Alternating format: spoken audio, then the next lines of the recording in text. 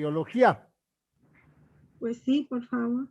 A partir de hoy, 19, bueno, más bien a partir de la próxima clase, que será el martes, porque el lunes no puedo. Será el martes 23. Nuestra próxima clase va a ser el martes 23 de marzo. De hoy viernes al martes 23, eliminaremos todos los mensajes que no tengan nada que ver con Mariología. Y a todos los que envíen un mensaje que no tenga que ver con Mariología, lo vamos a poner en cuarentena.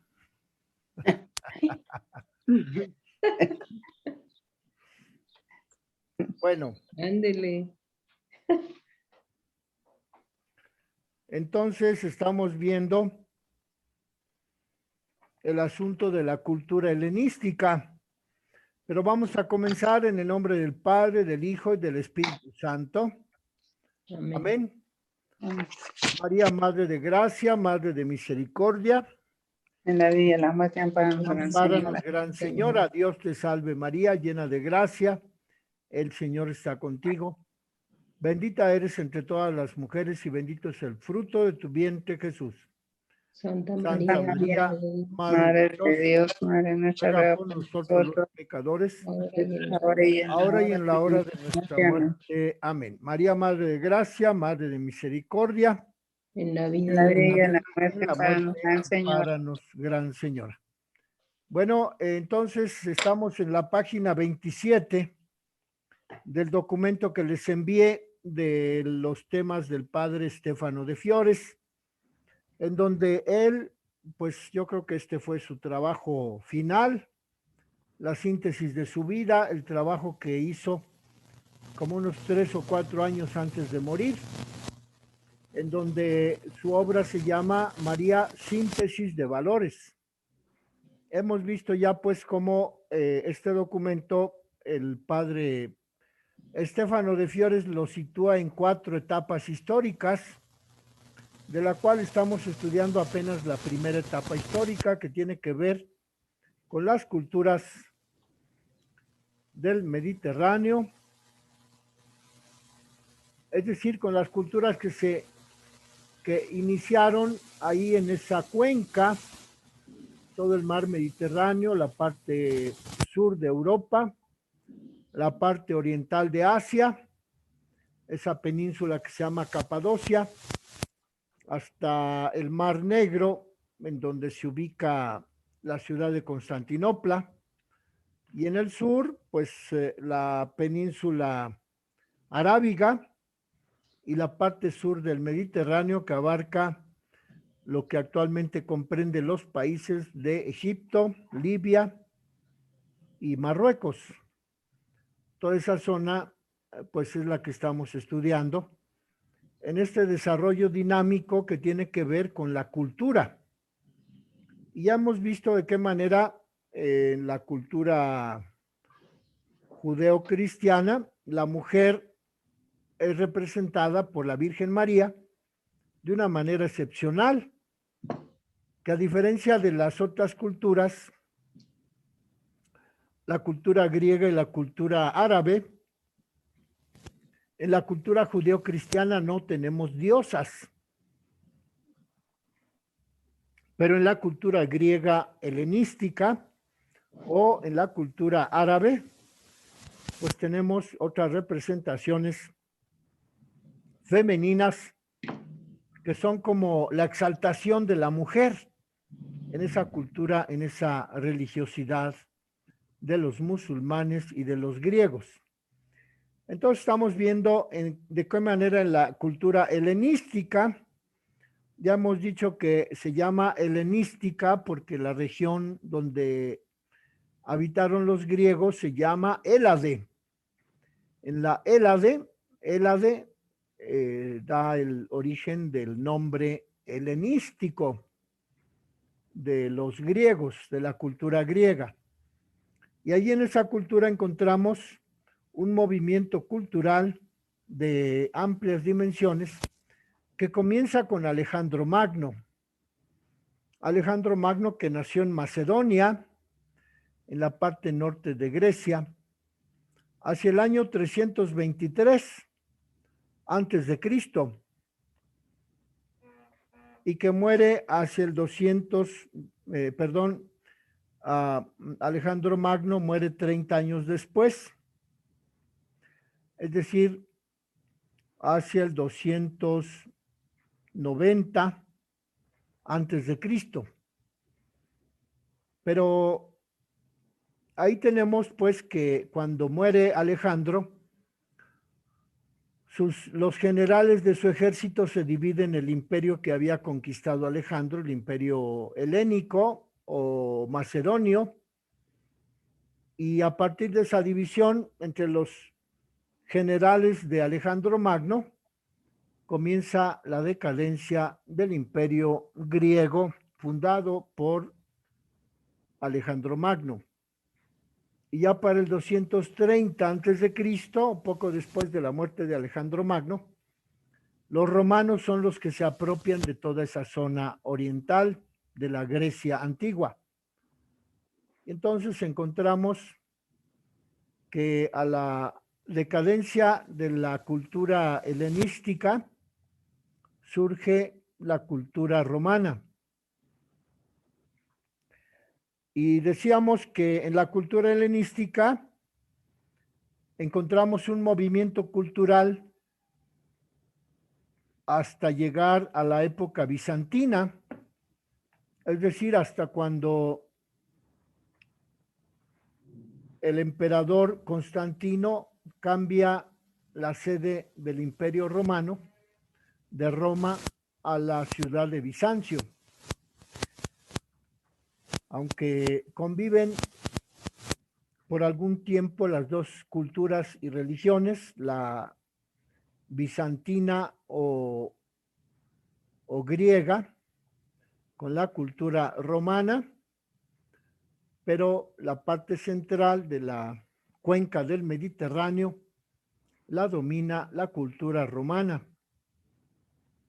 Entonces decíamos que algunos aspectos en los cuales la cultura griega, a través del idioma griego, transmite elementos ideológicos que la cualifican a la cultura helenística primero, pero que después pasan a la cultura romana, cuando vienen los romanos hacia el año 230, 250 antes de Cristo, que dominan toda la cuenca del Mediterráneo y establecen el imperio romano después del imperio de Alejandro Magno, el imperio macedonio. Y decíamos que hay algunos elementos en los cuales esa cultura romana se establece en oposición a la cultura de los griegos de Alejandro Magno, de la cultura propiamente llamada de los helenista, cultura helenista o cultura de Alejandro Magno o religión griega. ¿Y cuáles son esos elementos que pasan de la cultura helenística a la cultura griega? Perdón, a la cultura romana. De la cultura griega o helenística o de los macedonios se transmite a lo largo de los siglos, hacia el siglo III. Decíamos que Alejandro Magno muere aproximadamente en el 280, 290 antes de Cristo. Pues a partir de ese año en que muere Alejandro Magno, la cultura romana pasa a dominar los territorios que antes dominaba la cultura macedonia de Alejandro Magno. Y entre los elementos culturales que se transmiten de la época de Alejandro Magno a la cultura romana, tenemos el primer aspecto de la búsqueda de la salvación. Ese es un aspecto que deriva de la filosofía griega, porque la filosofía griega racional derrumba la mitología religiosa de los griegos y ya no crece la mitología religiosa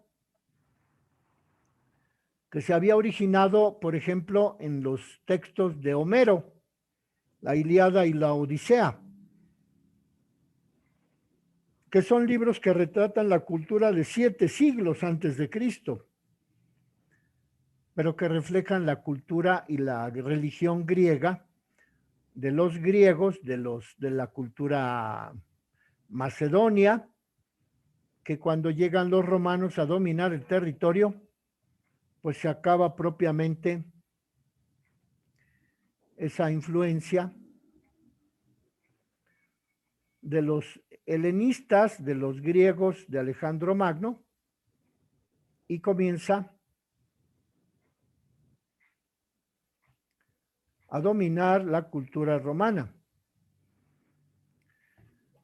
Hacia el año 230 antes de Cristo.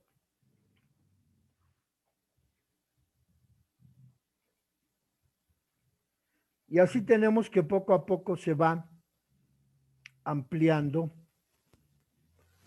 se va modificando el pensamiento, la cultura, la religión en esa zona del Mediterráneo.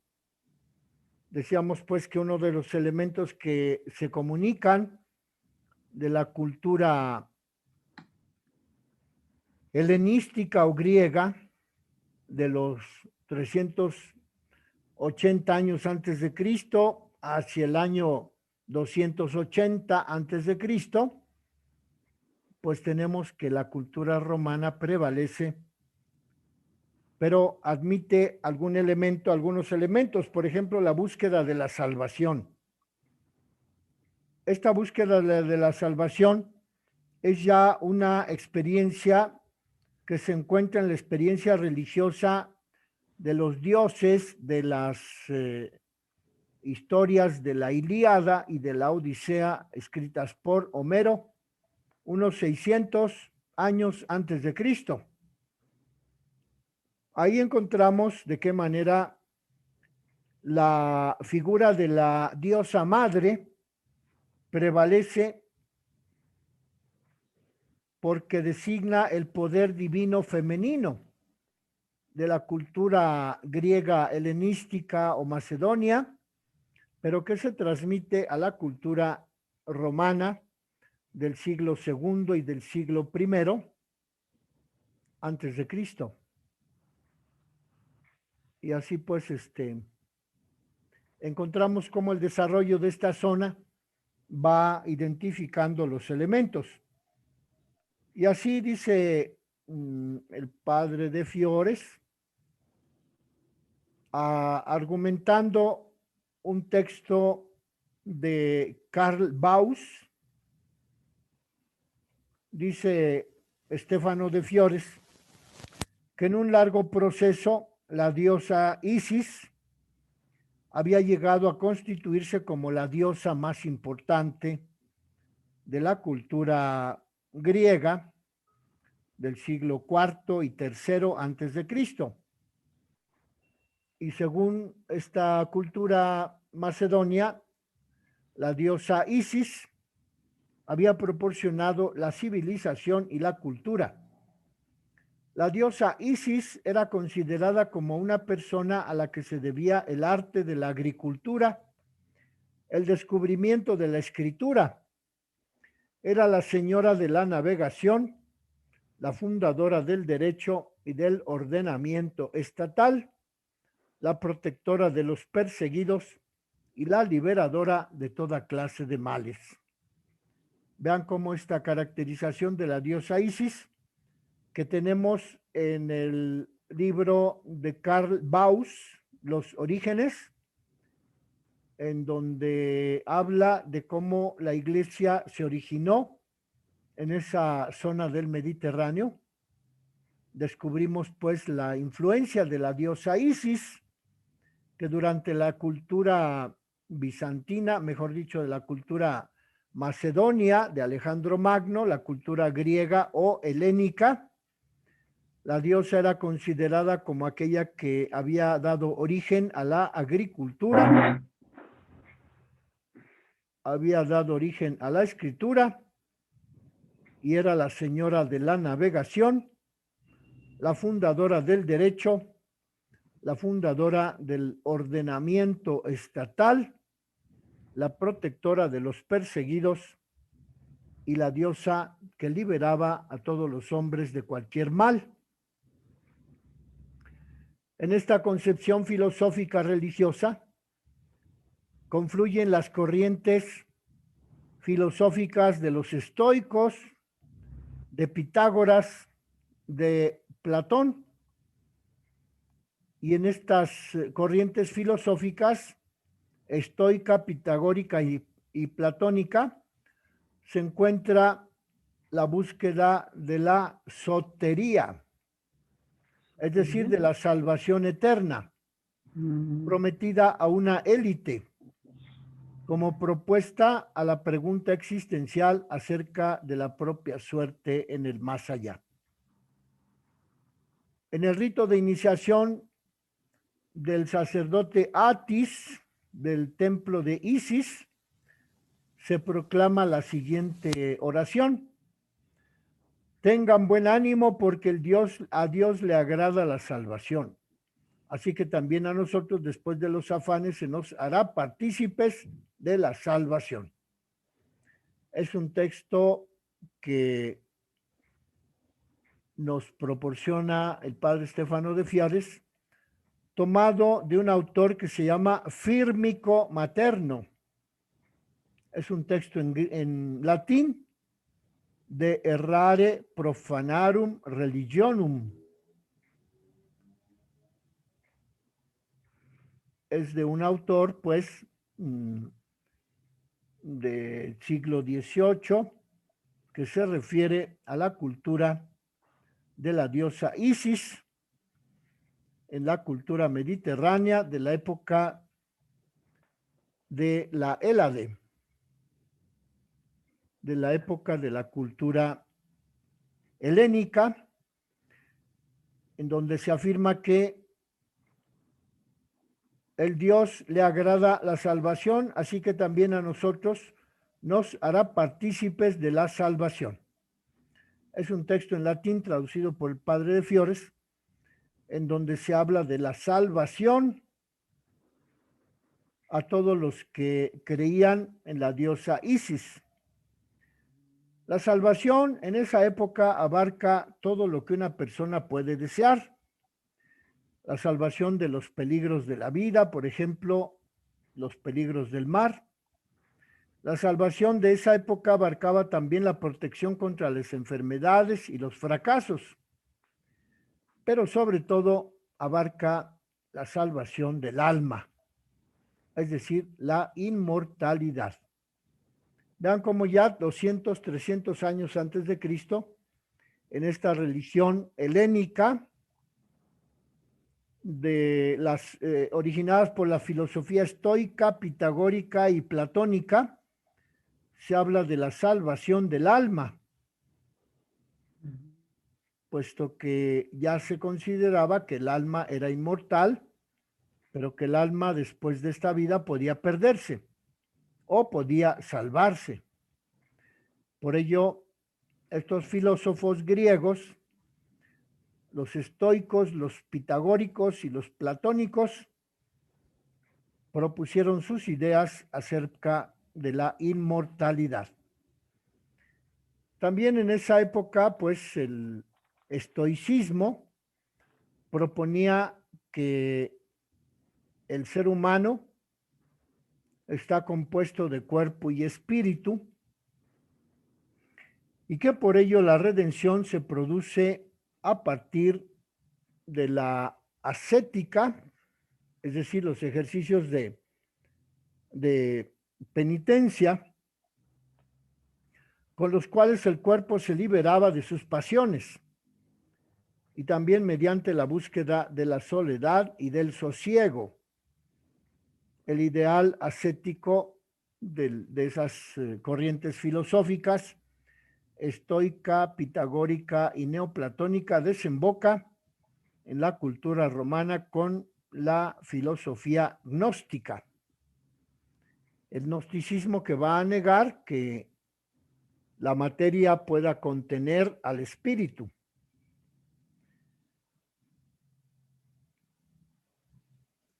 La gnosis es el conocimiento de los secretos de la salvación y también incluye la gnosis, la visión de Dios.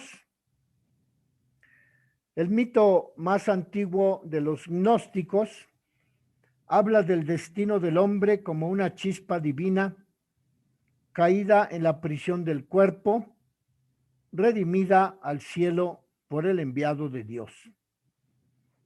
Acá en esta cultura helénica de 3 siglos antes de Cristo, queda por aclarar que la sustancia del gnosticismo, constituido por este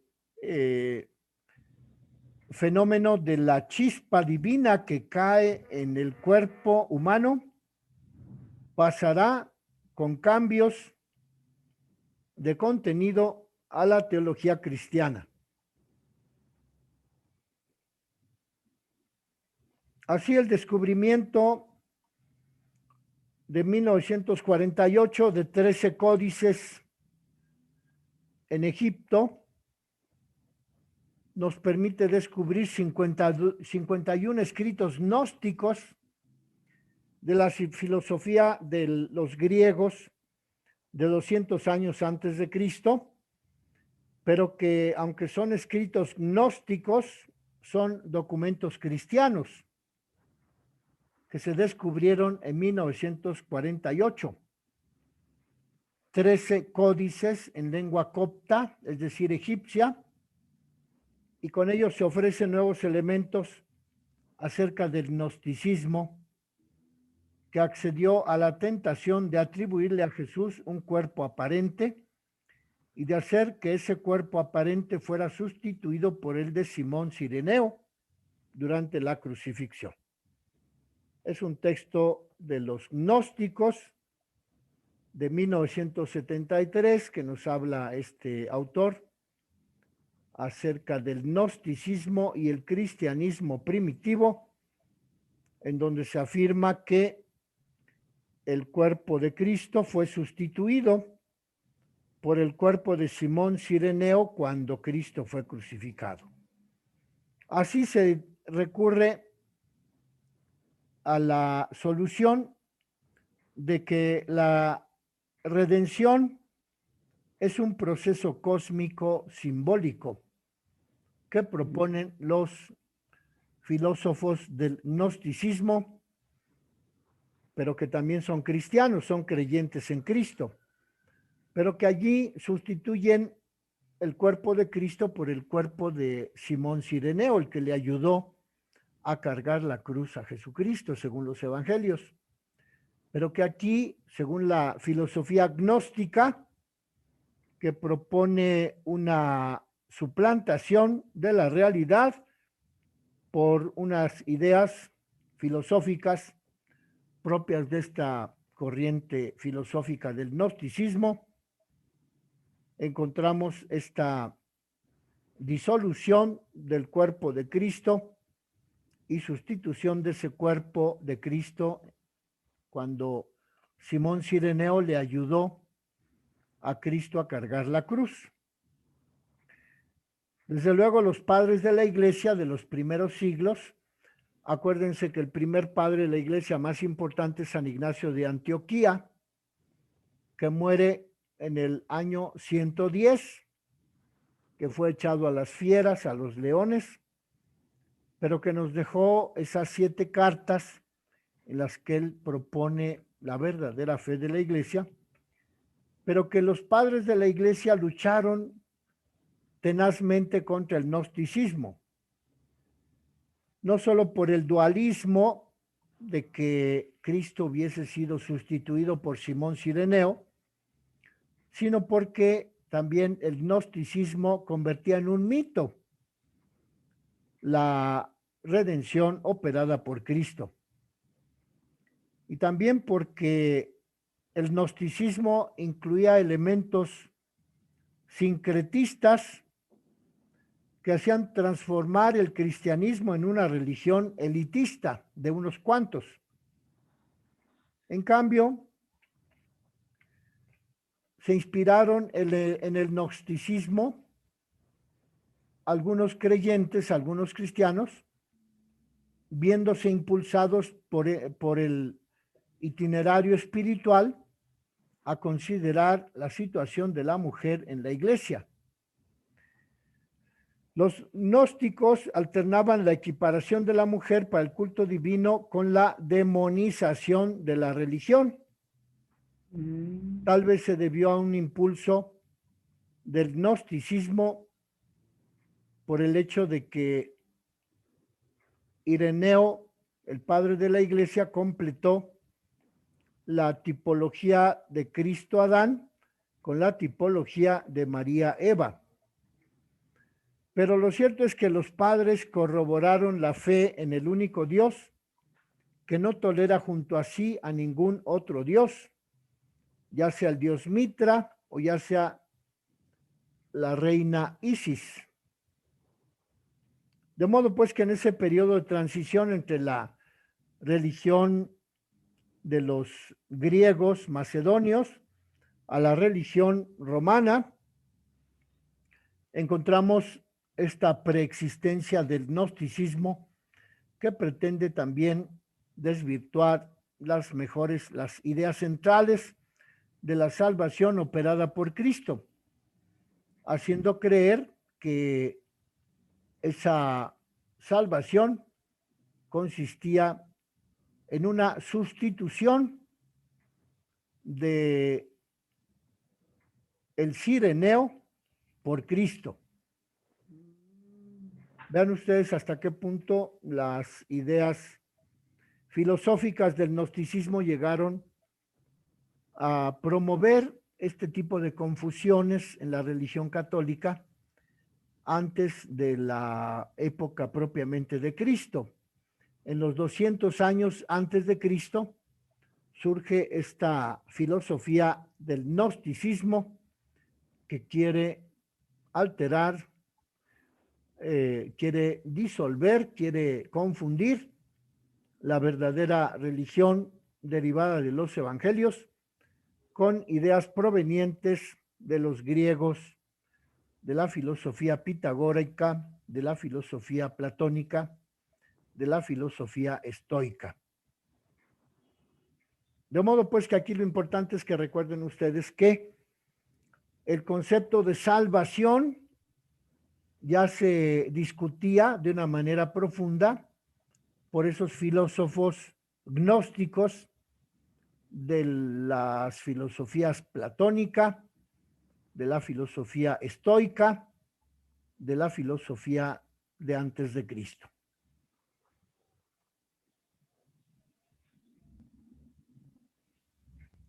Entonces, pues, ese es uno de los elementos que prevalecen en el paso, en el tránsito de la cultura griega a la cultura cristiana propiamente, el aspecto de la salvación del alma, porque también en la filosofía gnóstica de antes de Cristo, de los 200 o 300 años antes de Cristo, se propone que el cuerpo humano se corrompe, pero el alma se salva. Esa es una idea que prevalece en esa época del gnosticismo 200 años antes de Cristo. Vean ustedes pues que este tema, como está tratado por el padre de Fiores, nos permite profundizar un poco en la filosofía preexistente a la revelación de Cristo en los evangelios. Y que nosotros estamos estudiando, pues sí, por curiosidad, pero también para comprender de qué manera nuestra fe se ha establecido con fuerza por sobre las ideas mitológicas, gnosticistas, de antes de Cristo. Quería yo avisarles que el lunes no voy a estar con ustedes. La próxima clase será el martes 22 de marzo, no, perdón, 23